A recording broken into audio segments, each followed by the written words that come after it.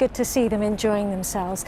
Now, whilst many people will be looking forward to Jubilee parties and celebrations over the next few days marking this historic milestone, we also want to pause for a moment and reflect on this weekend 5 years ago, when it was a very different mood here in the capital. With more on the anniversary of the London Bridge terror attack, we can join our Home Affairs correspondent. So Sonia, it's over to you. Yeah, it'll be 5 years ago on Friday, the 3rd of June, and you might remember it was a really hot day. This place was so busy, people coming out for dinner, for drinks, and then horror. And of course, London had been the target of terror attacks before. Just in March that year, 5 people had been killed on Westminster Bridge. And yet here we were again, London Bridge, attackers using a vehicle to target pedestrians before turning their attention to Borough Market. And incredibly, Londoners fought back, sometimes with whatever they had to hand. I've been hearing some of their stories.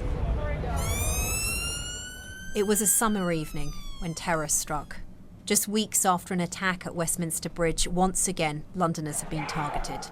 All I remember hearing is loud screaming and screeching, tyres screeching on the ground, and I remember seeing a white van sort of fly past and smash right into the bridge. Amir Eden thought at first it was a traffic accident. It was only later he learned the truth, a terror attack on his own doorstep. I felt that the community had been attacked, our neighbourhood had been sort of defiled, and also from a point of view, from a Muslim point of view, I felt that, you know, these people had taken my religion and turned it into something so horrible.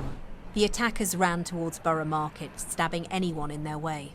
I was literally holding the first door with my hand, kind of propping it with my foot, and realizing I need a key to lock it. I didn't have the key.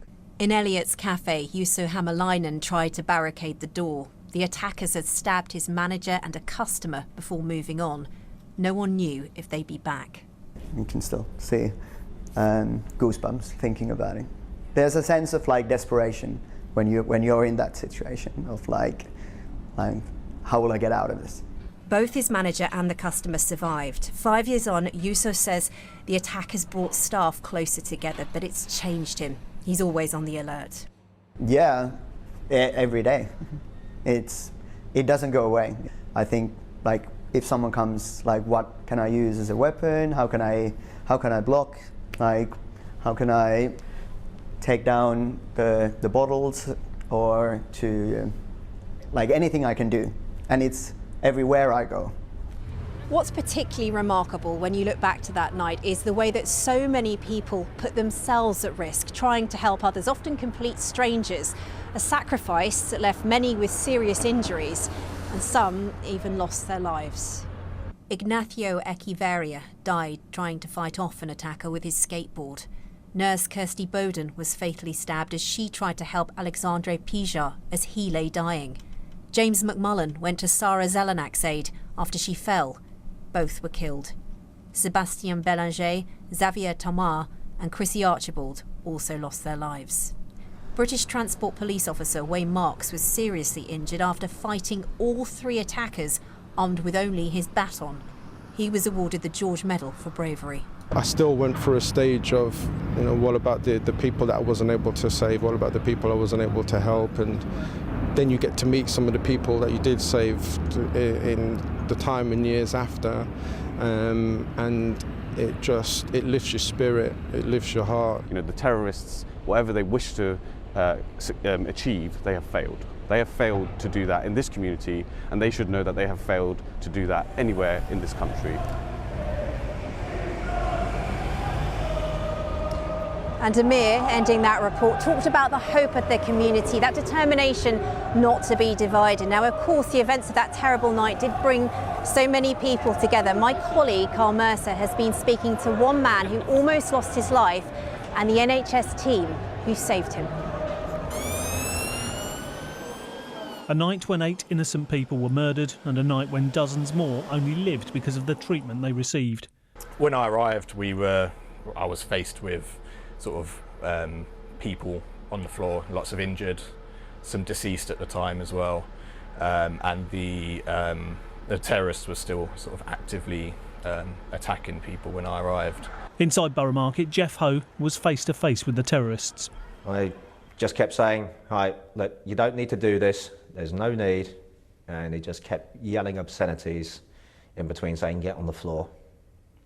I kept stepping back, and I was about to actually kneel down when the first blade struck me and it landed clean in my throat. I was too slow to block it. I'm thinking, this may be it. This very well be it. People are running towards you, but you're unsure if they're coming to you for help or if they're coming to attack you. So there's that sort of very real risk of those early stages of an incident.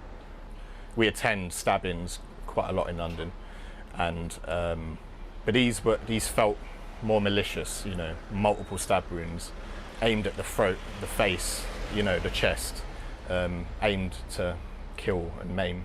So in the end, I was sat down on the bridge next to, well, you always remember when you've seen your first body. I will never, ever, ever forget for my dying days, into my dying days, the fact that I saw, you know, a couple of bodies and they'd been covered. Couldn't see the face, but I do remember the shoes. Oh yes, no, I remember everything. I remember waking up here. God. Today, Jeff went back to the Royal London Hospital. Malik Ramadan was running the resus unit that night. We see a lot of stabbings, but we don't see a lot of severe stabbing. So when you get a call saying someone's been stabbed and they're coming in, you have a sort of threshold of how many times a call for a stabbing turns into someone who is severely injured. And obviously on that night, all 12 people were severely injured. I am very, very fortunate to still be here. You know, it was the fact that, you know, I had amazing care. They saved my life, and I am now a happier person. I'm a lot more calm. I'm just more grateful for everything. If it happened again, I would happily be one of the first people on scene again.